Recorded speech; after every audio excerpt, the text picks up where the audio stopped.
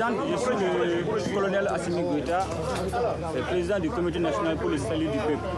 Une présentation sommaire pour un visage jusqu'alors inconnu.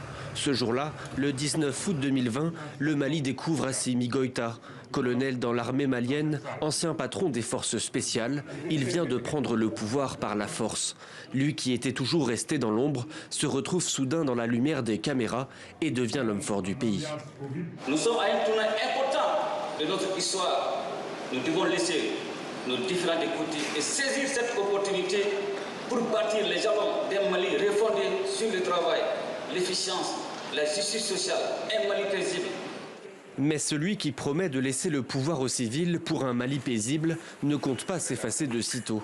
Derrière le nouveau gouvernement de transition, Assimi Goïta n'est jamais très loin.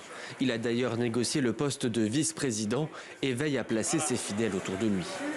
Ministre de l'administration territoriale et de la décentralisation, lieutenant-colonel Abdoulaye Maïga, ministre de la sécurité et de la protection civile, colonel Modibo Kone.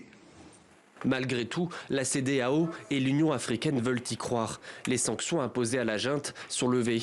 Le Conseil national de transition commence la formation d'un nouveau gouvernement. Mais ce dernier ne plaît pas à Assimi Goïta.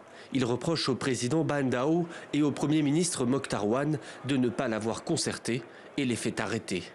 Une telle démarche témoigne d'une volonté manifeste du président de la transition et du Premier ministre d'aller vers une violation de la charte de transition. Un air de déjà-vu et un coup de force qui replonge le Mali dans l'incertitude. Les dates des élections législatives et présidentielles ne sont pas confirmées. Elles devraient avoir lieu selon la junte courant 2022.